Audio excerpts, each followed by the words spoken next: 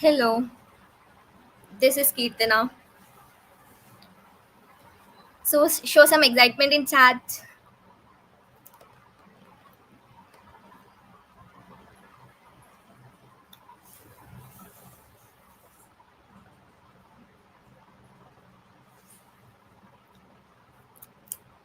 Hello, this is Kirtana. Today our session is about data structure and algorithm.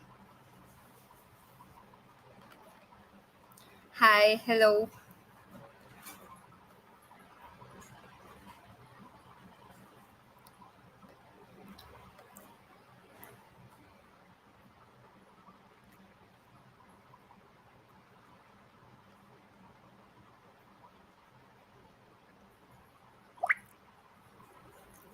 We'll start the session now. I'm Kirtana. I'm from ECI Club.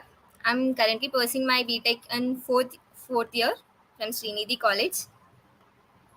I'm a tech lead in ECA and I'm gonna take session about DSA today.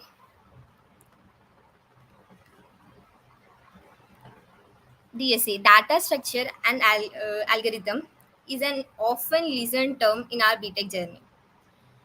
Like DSA is consist of two main terms, data structure and algorithm.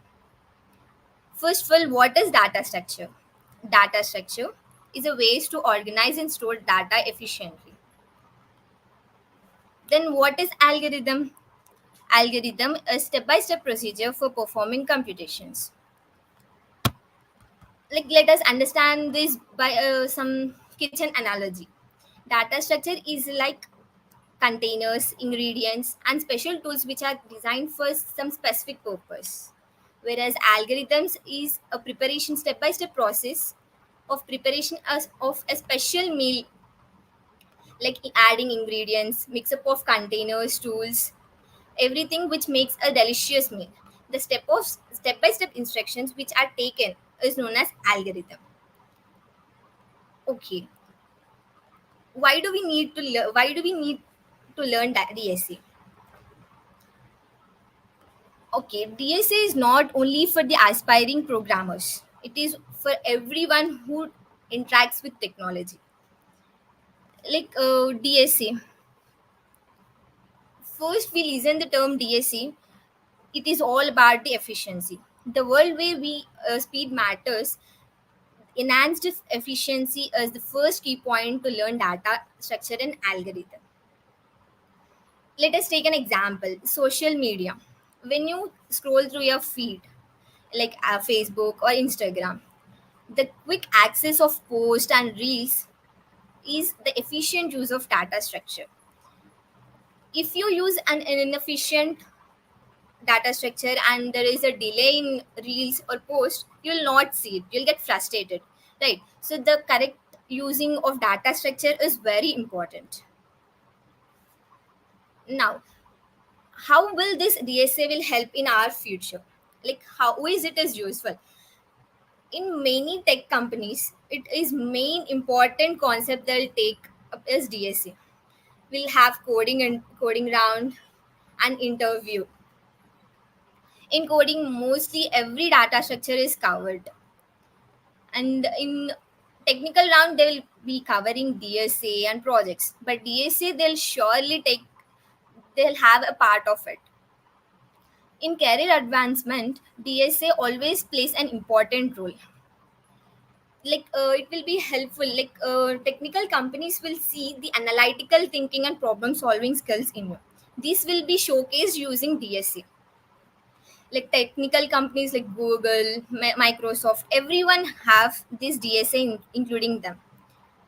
The way we choose and implement the data structure directly affect the efficiency and performance of the systems. Understanding the DSA at initial points is very crucial. The foundation is important because DSA is not a destination, it is a journey. We have to learn, we have to do problems. Like if this foundation is strong, we can do it smoothly. पता नहीं हर interview में हमेशा DSA क्यों आगे आ जाती है. This is true. According to my experience in Infosys, Everywhere there was about asking about DSA. In interview, there was asking a coding question and related to graphs, trees. Mostly they was focusing on DSA because it showcases our problem solving skills. Like how DSA will showcase our problem solving skills is, let us consider an airport flight schedule scenario where the airports need to schedule the flights each and every day.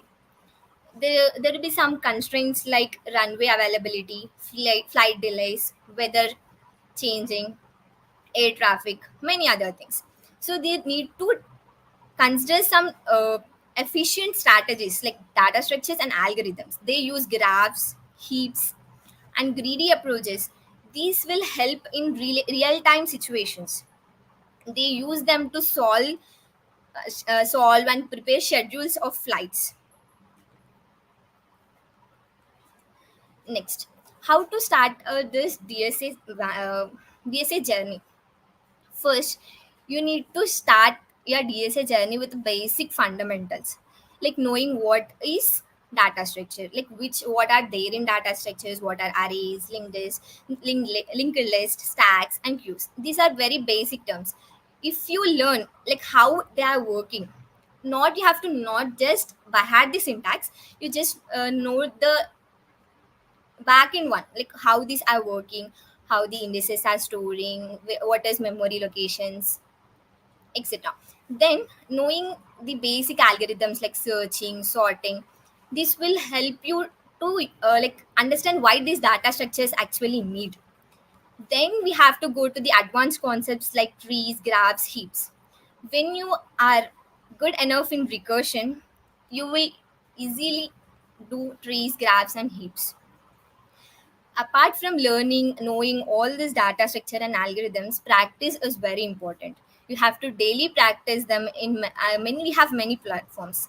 We have to practice them regularly. Okay. First, when we start DSA, first question arrives is, which language should I choose? Like we have many languages, right? Python, Java, C++. Can I ask a quick question? Like, which language do you prefer most? I expect answers in chat.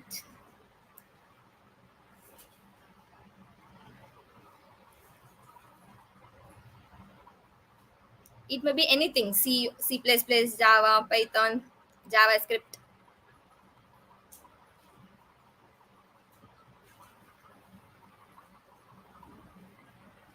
CPP, Java, yes, Java.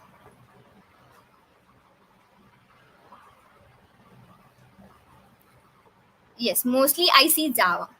Okay, let us like understand which language is having like which benefits. Every language have their own benefits, right? So when you come to Python, Python is good for Python developers who choose ML, AI, data science, because they have very built-in functions.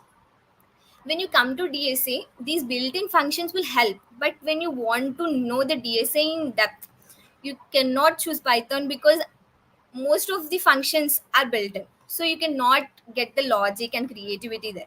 Mostly, many companies will not allow you to write the codes in Python also. When you come to CPP and Java, they have equal benefits. When you see CPP, they are good for competitive programmer because compared to Java, CPP have some time complexity. Like it is faster somewhat. When you take Java, it is good for some enterprises applications when you build applications because Java have many frameworks in which you can build applications, like you have full stack development. So based on your future, like if you want to be a competitive programmer, then you can choose CPP because it has standard library template. It have many libraries. You easily complete a code and it takes less time complexity. Whereas Java takes a little bit slow than CPP because it is good for developing side. Then okay, this is a data structure picture. Can anyone guess which data structure is this? It is a data structure.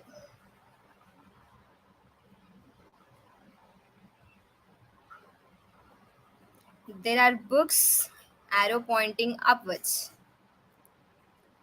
Yes, it is correct, Ratnakar. It is stack. Stack of books are placed, and the elements, the books are placed from down to up. Okay, let us understand like what are types of data structure. Like first we have to understand data structure every types, because knowing which data structure will help in which situations. So data structure is mainly divided into two types: primitive and non-primitive. Primitive data structures are very basic data types. They are like they store single and simple values in them. They don't have any predefined functions methods in it. Integer, float, character, boolean, they are of like fixed data types. We cannot change their data type, we can only store a single value into them. We cannot perform more operations functionalities, just they are for storing a single values, that's it. When we come to non-primitive data structure, we have two types: linear and non-linear. Linear is the elements are stored in sequential manner, that is one after the one. It is like train, when one bogie after another. When you come to non-linear, it is not non-sequential. Like one element is stored in one memory location, another is stored in another memory location. Linear have its own benefits and non-linear have its own benefits. When coming to linear, when you want to access the elements one after the other, it will be very useful. But mostly in our real life situations, we don't have the data in linear form. So like non-linear is mostly used in real life situations where trees, graphs. Okay, then linear data structure is divided into two types: static and dynamic. What is static is the memory size of this is fixed. That is, before you compile them, we have to fix the size. We cannot change the size. The example is array. Array is a linear data structure and it is static. It has memory, like we have to fix the memory location starting itself. In some programming languages, we also have dynamic arrays like CPP and Java, that is array list. We can dynamically allocate the memory. When you come to dynamic linear data structure, we have linked list, stack, queues. Whereas the stack queues can also come in static when they are implemented using arrays. Linked list are these are data structures which are generated by using nodes. They are pointed using pointers and they are sequential. They are stored in sequential manner. The benefit of this linked list is we can store them like dynamically, and one more benefit is we can store them non-continuous manner. In memory, we can store the one node in one place, another node in another place. Coming to stack and queue, these can be implemented both using array and linked list. When you take non-linear data structure, these are considered as advanced data structures: trees and graphs. These are used in real life situations. We will know about them in the session. Like key data structures we should know. We'll be going one by one. We'll be knowing a little bit of it, where we'll be using, what are the operations we perform on them. Like considering the arrays data structure, it is very most important data structure. Like we will be starting our DSA with this arrays. The arrays are like we will be storing them in a sequential manner. We will access them using indices. The in accessing them using indices is the major benefit of the arrays. These arrays are of two types, like multidimensional or one dimensional. Multidimensional arrays, we have another, again we have matrices, many more. Two-dimensional arrays are matrices actually. The operations we can perform on arrays are creation, inserting, initializing them, deleting, searching for an element, sorting the array, many more. The main things we have to learn in arrays are subsequences, subarrays. When you work on arrays, you will be majorly get used to the data structures, like how to use them into a problem, how to store them, how to perform the operations on them. When you consider about the applications, arrays are used for implementing queues, stacks. They are used for sequential storage, and they are used for, you can similar data in it. Okay, then what are the advantages of matrices? We see matrices are very useful in data science, in collecting the data. Like databases are mostly of the form tables. So matrices are the table forms, right? We'll be uh, retrieving, displaying them in the matrices. We can perform many operations on matrices. Mostly in data science, we'll be having data frames, which are also matrices, data mining and text processing. These everything we can do using multidimensional arrays. When coming to the linked list, they are they are created by using nodes. They are connected using pointers. We can create number of nodes. The operations that can be performed on linked list are creation of nodes, like we have to create first node, and then we have to insert them. We can delete, insert at any position of the list. This linked list can be used for implementing stacks and queues, representing trees and stacks. This is most important. The trees and queues are represented using linked list because trees and queues are non-sequential form. They need to be stored somewhere where it is no dynamic. There is a dynamic memory, so it is useful. And linked list, we have many types: singular, double, and circular linked list. Whereas single linked list will be having only one pointer from head to tail. When you consider doubly linked list, we can move forward as well as backward. There will be next pointer and previous pointer in doubly linked list. Where you take circular linked list, will have last pointer will be pointing to the starting node of the list. Coming to the stacks and queues, stacks. It is a linear data structure which follows first last in first out approach. That is LIFO approach. This means when you insert one element into it, it will be becoming top. When you keep on inserting the elements, the top becomes increases. The last inserted element will be on the top. When you want to delete them, you have to delete from top itself. That is, last inserted will be deleted first. The stack have very much important real-time examples are will be using in history. When you open some few number of tabs in your Chrome browser, when you open your history, whatever you open first will be in the last. And this stack will be used for redo and undo operations in your browser. And stacks are used for parenthesis validation, expression evaluation, prefix to infix to prefix conversions, postfix evaluation, many things. And queue is a linear data structure which is used for which he uses FIFO, first in first out approach. That is, it has two pointers, front and rear.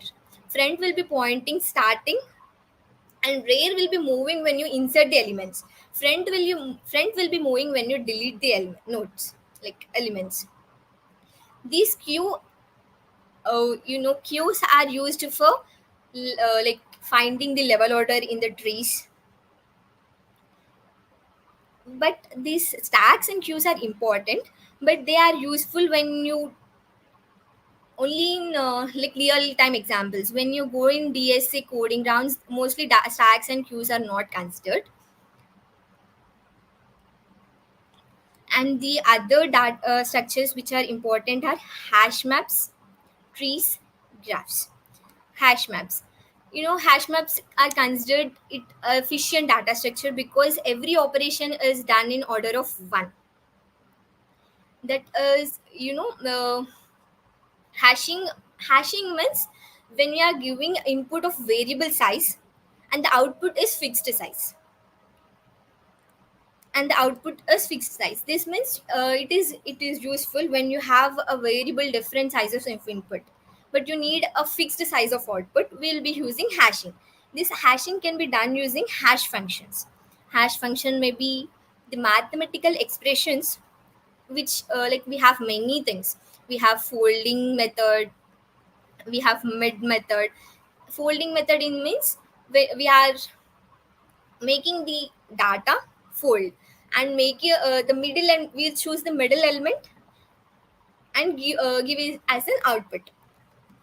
And hash maps are key value pairs used like when you take DP dynamic programming, we'll be using these hash maps to store the key value pairs. Key can be any data type, value can be any data type. For storing these solutions of subproblems in dynamic programming, hash maps play a key role. For like you need not to solve the subproblems again and again, so you store them in hash maps arrays. And these key value pairs stored in table using hash function for efficient lookup and retrieval. Ideal for storing searching data quickly, because when you want an value, you simply enter the key and the value is will get a value. And coming to the trees, trees are is a hierarchical non-linear data structure. We'll have many number of nodes where the root node is main and it has children nodes. They are connected using edges.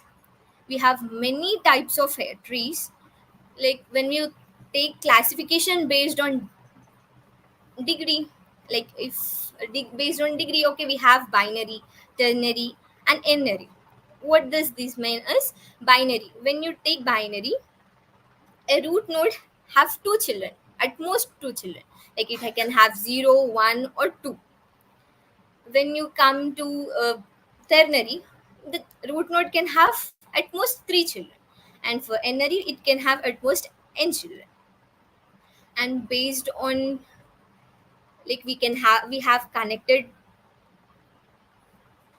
we have many trees, balanced trees, and we have many key terms like degrees, height of the tree, degree of the tree.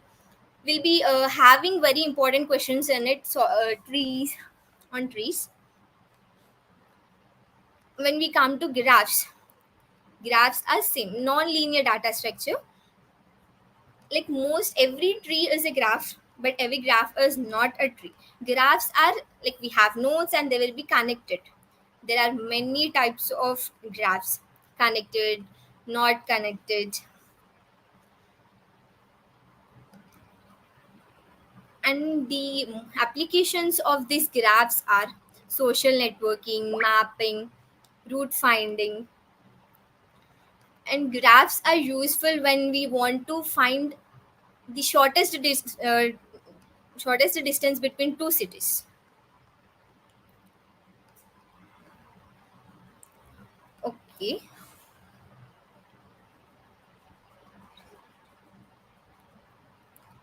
this is an algorithm. Can you guess which algorithm it is?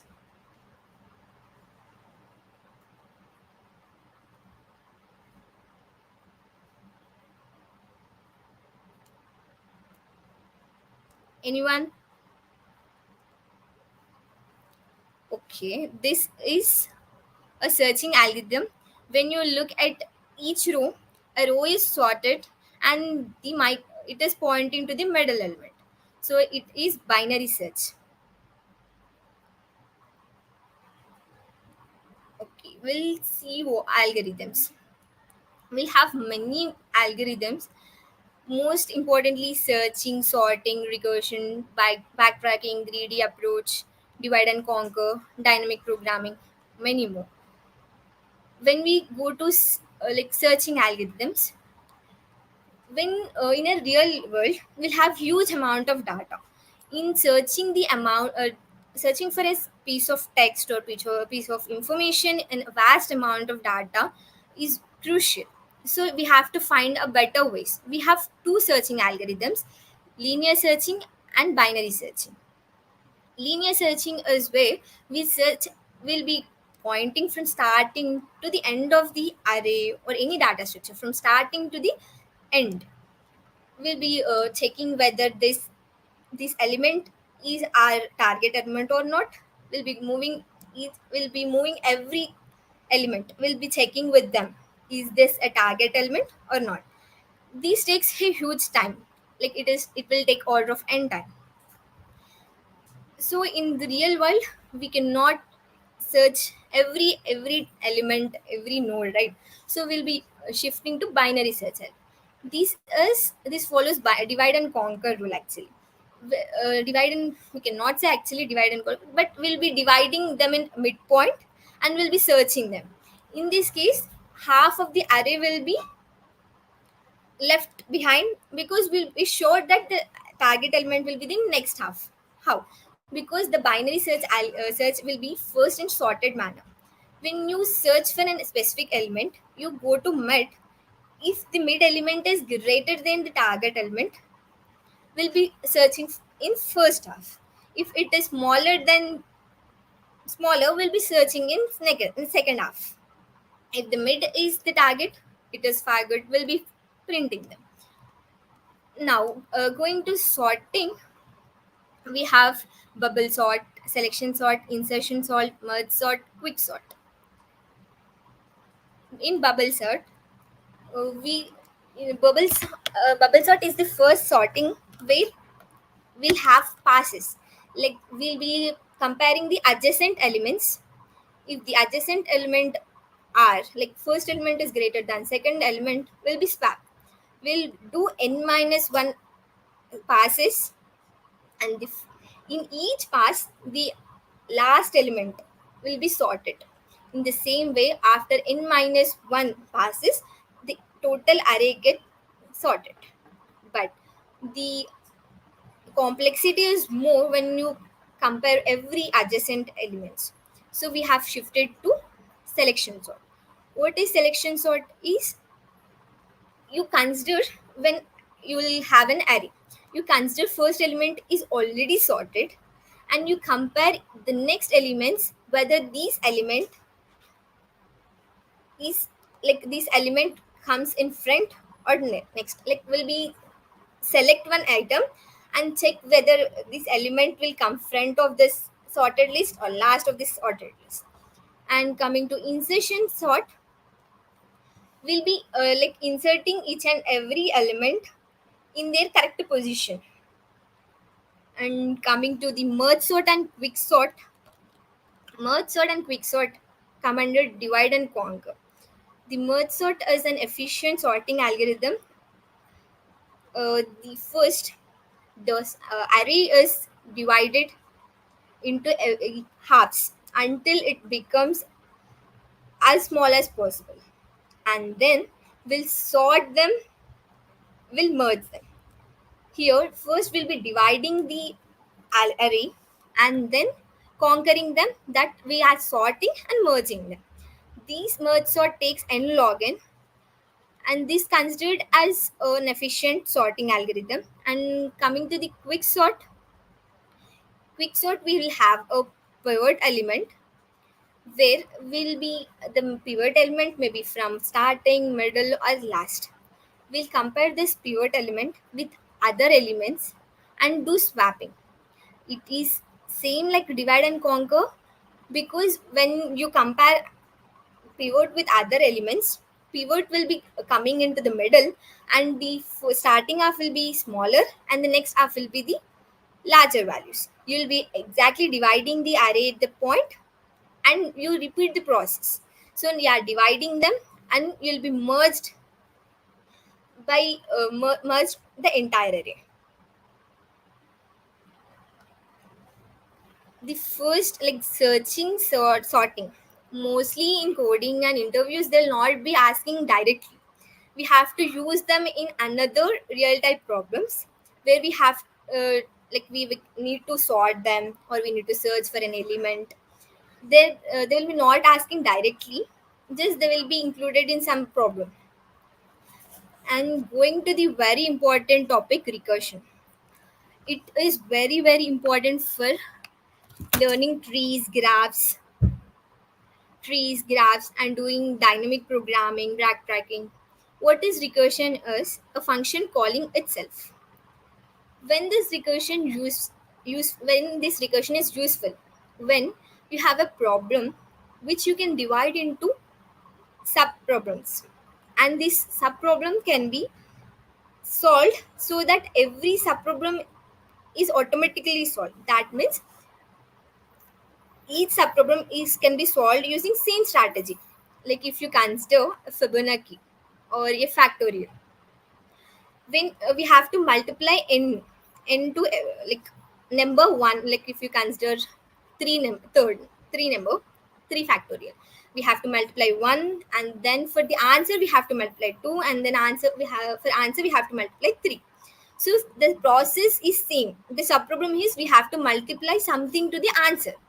So now we'll be dividing the problem and we'll have a short code that multiplying a number to it. When in recursion, understanding the function calls and how they are returning is very important.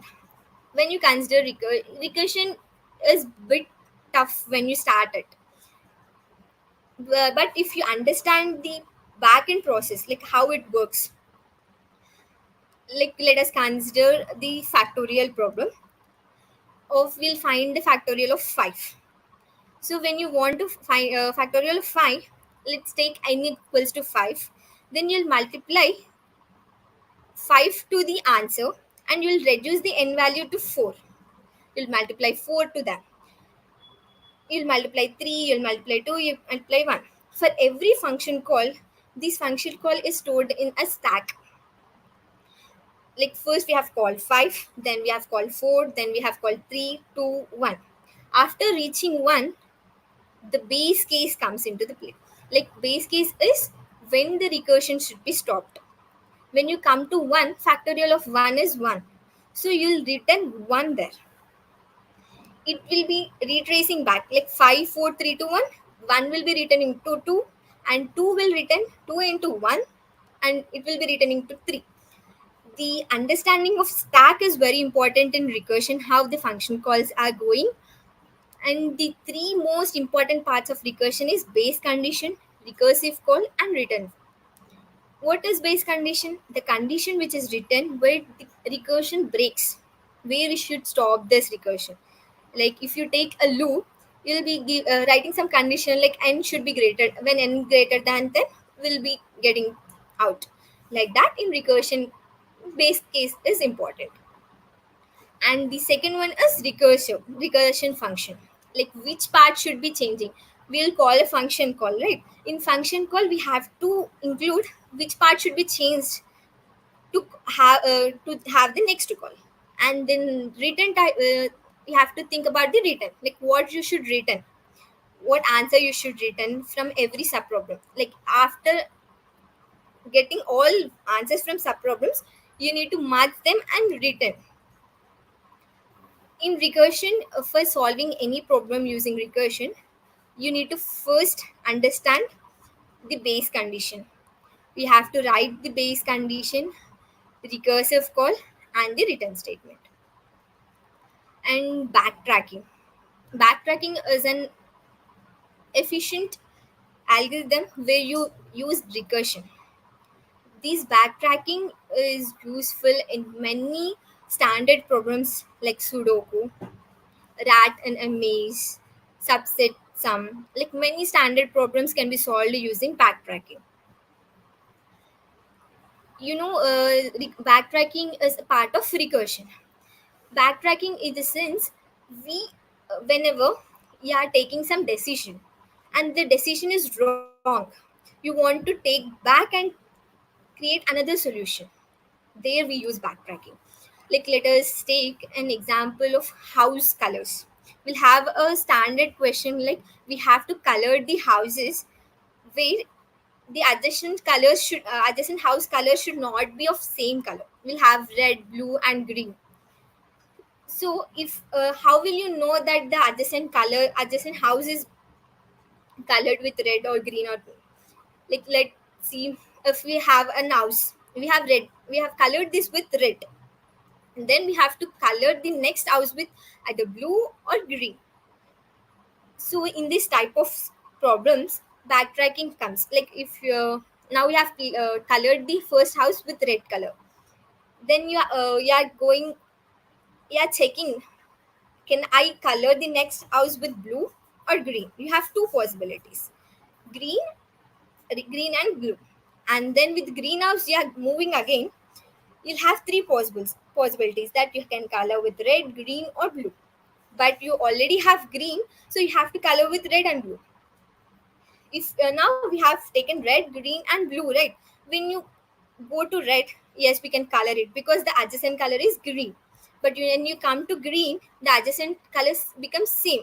So now you can backtrack and come to blue. The backtracking will help where the decision is not clear. Like we have many possible solutions, we need an optimized solution. So the backtracking is usually used when you want to try each and every possibility of that problem. Every solution will be tracked using backtrack. And the dynamic programming is most advanced topic, but when you understand, when you do problems, it is important. Very easy, like very easy, not, but it is easy, we can do it. Dynamic programming is not a special another topic where you actually it is will be using backtracking, where we'll be storing the answers of subproblems. When you consider a problem which have many subproblems, but the subproblems are repeating, when they are repeating again and again, we cannot compute them again and again. If we compute them, the time complexity increases and we get confused. So if you solved a subproblem, we have storing them in some data structure, maybe hash map or array, will help us when we again want the solution of that. We can easily take from that, we can retrieve from it. Dynamic programming is useful when we have overlapping subproblems, and this dynamic programming is useful for optimal solutions where the time complexity matters. We'll be knowing about the time complexity is what is it. We know the DSA is mostly about the efficiency. Like we have simple algorithms, right? We are searching algorithm, sorting. Why do we need another? Like if we have bubble sort, why do we need merge or quick sort? Because we need more, like we need faster one. Where this bubble sort is of n square, the merge sort and quick sort of n log n. What are this? Time and space complexity are very important in data structure. What is time complexity is the amount of time a code take to, to execute. The time taken to execute doesn't mean that how much time it taken to execute it. The time is calculated based on the units. That a single statement is considered as 1 unit of time, whereas for a loop repeating for n times considered as n, repeating for order of n. And and this time complexity is used to represent using asymmetric notations. We have big omega, small omega, big O notations. Mostly we use big O notations for our algorithms. If we consider bubble sort, it is of order of n square. Selection is order of n square. Insertion is also order of n square. But merge sort is n log n, and quicksort is n log n. When we see logarithm has less complexity, like if you see the order n log n, n log n, n square. And space complexity is how much extra space does a algorithm or a problem take to complete its, like, giving the output. Yes, like where we need to practice this questions, where we which platform to choose, where to start. First, for a beginner, CodeChef, we have to start with CodeChef because it has some simple mathematical problems where you will build some confidence that you can do them. In CodeChef, you can learn syntaxes and you can slowly improve your level to hacker rank. Hacker rank, you'll be having from easy to medium to advanced, hard. Hacker rank is like you can choose some data structures, like you can filter them and you can practice. Hacker rank lead code are we can do medium level, but code forces you need to, it will take some time because it will have some advanced one. Coming to this, like we have to solve the problems in random or we have to go topic wise topic. I prefer going topic wise topic because if you are perfect in one topic, you can use this topic in another one. If you randomly move to all topics and choose some random question, you'll not get the perfect idea of what the data structure, what the algorithm you are using, how to solve these problems. So you start with arrays. You start with arrays, solve problems related to that. First you start with mathematical expression solving using mathematical formulas, and you can then go to bitwise. Bitwise is very important. Bitwise bitwise operations will help in reducing the time complexities. We'll have many bitwise operators which will be useful are left shift, right shift, bitwise and or. These will make the complexity reduce because we'll be solving many problems in order of 32. That means we'll be not considering it order of 1 because we have that for an integer we have 32 bits. We can easily manipulate using this 32 bits. We have many solutions which we can solve easily with this bit manipulations, that is XOR. Let us take an example. We have duplicate elements, like you have an array where you have all single values except one is repeating. We have duplicate value. We need to find the solution for it. The brute force solution, obviously the solution is we have to go from start, like we have to keep 2 pointers. We'll keep at starting and we'll check if this element is there or not. We'll come to second and we'll check if it is there or not. But the optimized solution is you'll make XOR of every element in the array. When you make XOR, when like same elements are there, they'll be becoming zero. So you can find which element giving zero and you can easily find, so the time complexity get reduces. And coming to the, like first you complete array problems, subsequence subarrays, this type of problems. Like mostly in the placements they are asking related to this subsequence and subarrays. And coming to the like next one is strings. Strings are sequence of characters which are used for text manipulations. We can work easily on text using this string. We have many built-in functions in strings in Java and C++, where we can concatenate, we can compare two strings. This strings is used for data validation. When you want to validate some data, we can simply use strings for that. And then going to the next ones like stack or queues, linked list. Going topic wise topics will give you clarity which topic you have to choose. Next, DSA sheets where we have to get this topic wise questions where we can do them. We have Shriver's STD sheet. The sheet is very good that they'll be having the questions from very easy to tough. One, you can start this sheet and you can complete it in 3 to 6 months. You'll be confident in DSA if you complete this sheet. And you have a channel of this take you forward.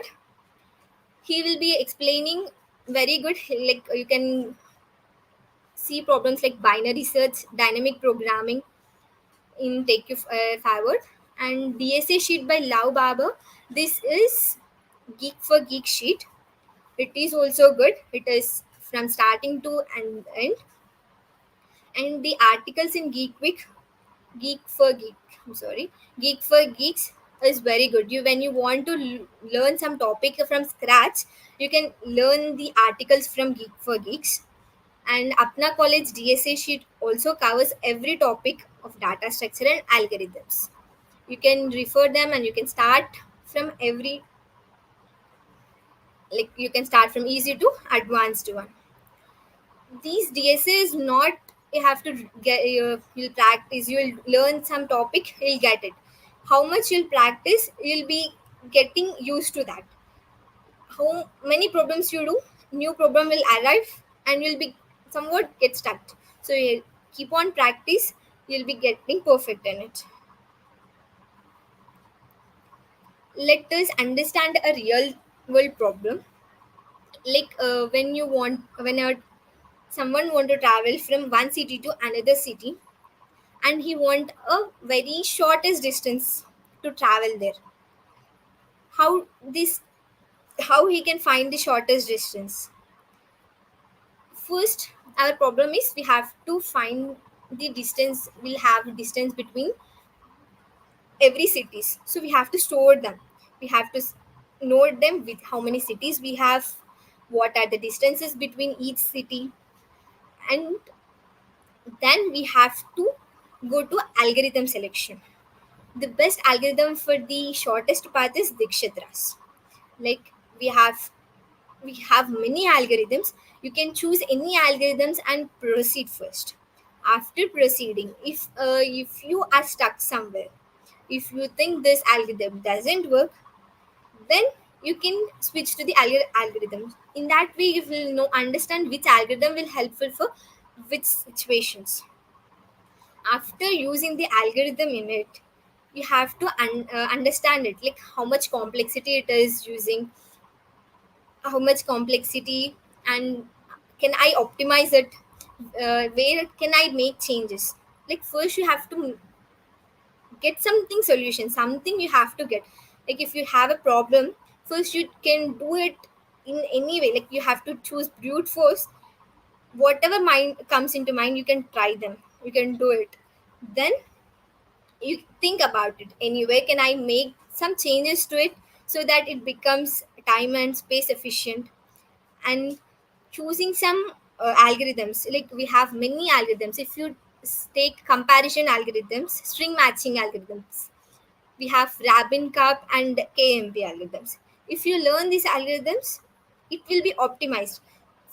First, we cannot know the every algorithm, right? First, you have to start with brute force. For a string matching, will be having n square brute force solution. For from that, you can choose Rabin Karp or KMP algorithm, and you can make optimized one. So similarly, start from brute force, then go to better approach, and then go to optimized approach. For any solution, if you solve in a lead code, please go to discussion and know the alternative solutions, like how they have did. Mostly I too don't like, if I solve solution I cannot go and search see another solutions, I will be mostly not interested. But when you do it, you'll be knowing different data structures. Like if you have used array, someone will use and do it by using something like linked list, everything will be sometime shocked that can we do this with this data structure also. So explore the discussions, you see solutions. You can use chat gpts for, like if you have an approach but you are not able to complete the code. You have like someone will get idea logic, but they cannot build a code because they will not have idea about syntaxes. So initially they can give logic to the chat gpt and they can ask the code.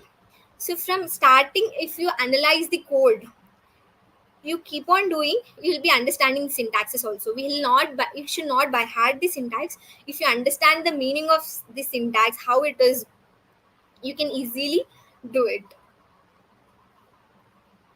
Any questions?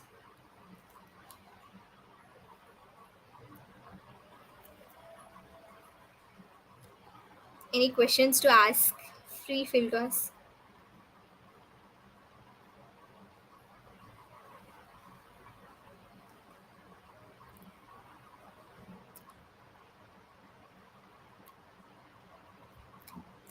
Okay, I'll share my experience in Infosys. When I was selected in Infosys interview, there we was having this first took the resume and underlined every skill I have, like domains based on domains or based on academic skills. And he asked me like, why didn't you mention data structure in your skill? He asked relevant questions, like he asked about graphs. Main importantly, he was focusing on the Java object oriented questions.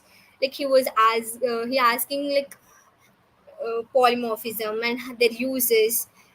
The question he was asking, like, what is singleton class, where do we use them, why we need object oriented stuff, what is different between object oriented and procedural one. And he gave me a coding question related to memory management. He actually said the question 5 minutes. He explained the question for me in 5 minutes. The question was big. I was like somewhat scared what the question is. But this logic is very simple when you understand the question. He was taking the real world situations like memories, GBs, when RAM want to take some batches, will make some minimum batches. He was using some technical term and make trying to make confuses. But the logic is very simple.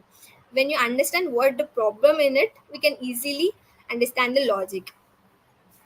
And the other thing the interviewer was focusing was on projects. When you explain a project to him, from that he was asking the questions. That's it. Please provide feedback, scan the QR code.